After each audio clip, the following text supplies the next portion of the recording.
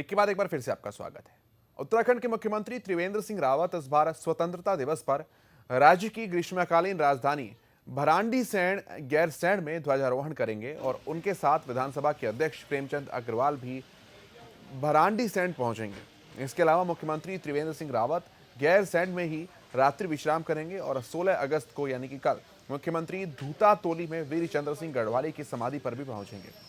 गैरसैंण को इसी साल त्रिवेंद्र सिंह सरकार ने मार्च में विधानसभा सत्र के दौरान ग्रीष्मकालीन राजधानी बनाए जाने की घोषणा की थी और ये पहला मौका होगा जब मुख्यमंत्री ग्रीष्मकालीन राजधानी गैरसैंण में 74वें स्वतंत्रता दिवस पर ध्वजारोहण करेंगे।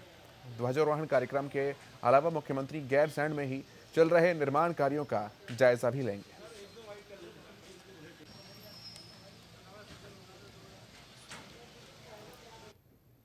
उत्तराखंड के मुनस्यारी क्षेत्र में बारिश का कहर लगातार जारी है।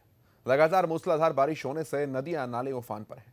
बृहस्पतिवार को अपनी छुट्टी पूरी कर आईटीबीपी यूनिट के लौट रहे एक जवान की नाले में बह जाने के कारण मौत हो गई, जबकि कई जवान जो है गंभीर रूप से घायल भी हुए हैं।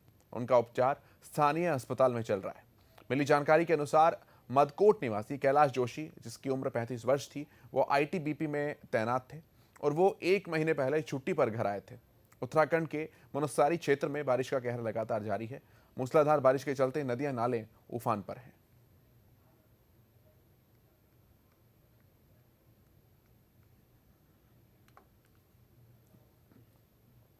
उत्तराखंड के कृषि मंत्री सुबोध उनियाल ने विधानसभा स्थित सभा कक्ष में टेहरी गढ़वाल जनपद के नौथा में एग्रो क्लस्टर फार्म के संबंध में समीक्षा बैठक की।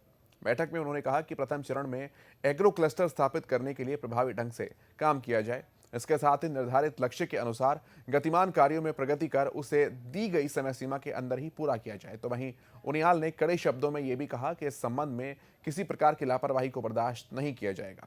इस योजना के लिए प्रदेश को भारत सरकार से कुल 10 करोड़ रुपए की सब्सिडी मिलेगी। क्लस्टर आधारित इन योजनाओं से कृषकों को उत्पाद में वैल्यू एडिशन होगा, जिसके प्रभाव से कृषकों को उनके उत्पाद का उचित मूल्य मिल सकेगा।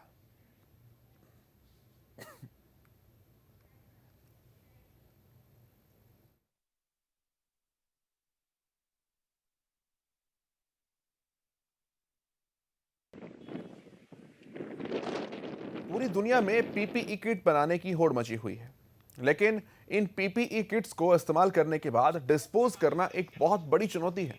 जहां सारी दुनिया इस समय इसके प्रोडक्शन में यानी कि निर्माण में लगी है, तो वहीं एशिया के टॉप यूनिवर्सिटी में शामिल देहरादून के पेट्रोलियम कॉलेज में कोरोना में इस्तेमाल पीपीई किट को डिस्पोज कर बायो ऑयल बनाने का दावा किया है। यूनिवर्सिटी का कहना है कि बायो ऑयल बनाने का पूरा फॉर्मेट तैयार कर लिया गया है। इस फॉर्मूले का पेपर रिसर्च पूरा भी हो चुका है। कॉलेज के प्रशासन के अनुसार सरकार की अनुमति के बाद इसका प्रोडक्शन भी जल्द ही शुरू कर दिया जाएगा। देहरादून में पीपीई किट से बायो ऑयल जो है ये बनाने का दावा देहरादून के पेट्रोलियम कॉलेज ने आपको बताया किया है।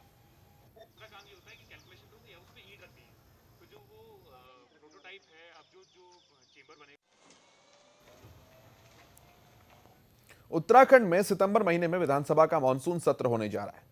इसके लिए राज्य सरकार ने तिथि भी घोषित कर दी है। इसके बाद अब विपक्षी पार्टी भी सरकार को सदन में घेरने की रणनीति तय करने के बारे में जुट गई है। इस बार विपक्ष के पास कई मुद्दे हैं जिसमें सरकार को घेरा जा सकता है, लेकिन कांग्रेस प्रदेश अध्यक्ष प्रीतम सिंह का कहना है कि सत्र की अवधि खत्म होने के कारण सभी मुद्दों को सदन में लाना मुश्किल होगा। तो वहीं कांग्रेस पार्टी सरकार को घेरने के लिए अपने दल की बैठक करेगी और सरकार को सदन में घेरने की रणनीति पर चर्चा भी करेगी।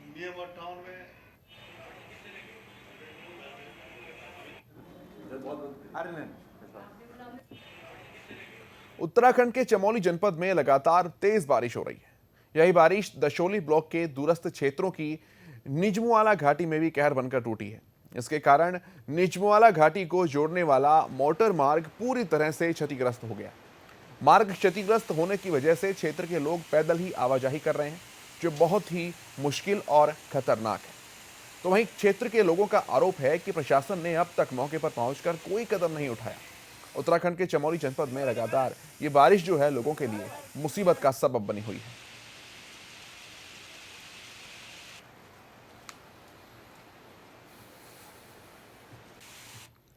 यूपीसीएल के मैनेजिंग डायरेक्टर डॉक्टर नीरज ने हरिद्वार का दौरा किया। साथ ही दौरे के साथ डॉक्टर नीरज ने कुंभ मेला क्षेत्र में चल रहे अंडरग्राउंड केबल के कार्य में तेजी लाने के लिए समीक्षा बैठक की। बैठक के बाद डॉक्टर नीरज ने तय किए गए काम का स्थलीय निरीक्षण किया और संबंधित अधिकारियों को 15 अक्टूबर तक काम पूरा करने के निर्देश दिए।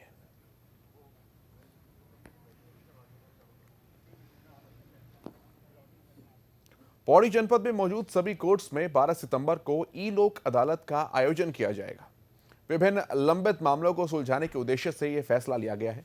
कोरोना को देखते हुए आयोजित की जाने वाली इस ई लोक अदालत का निर्णय जिला जज सिकंद कुमार त्यागी की अध्यक्षता में वीडियो कॉन्फ्रेंसिंग से समीक्षा बैठक में हुआ। पौड़ी, कोटद्वार, श्रीनगर और लैंसडाउन में आयोजित होने वाली इस ई लोक अदालत के लिए दर्ज विभिन्न प्रकार के 69 मामलों को सुलह समझौते के आधार पर निपटाया जाएगा। पौड़ी जनपद में ये ई लोक अदालत का पूरा आयोजन किया जाना है।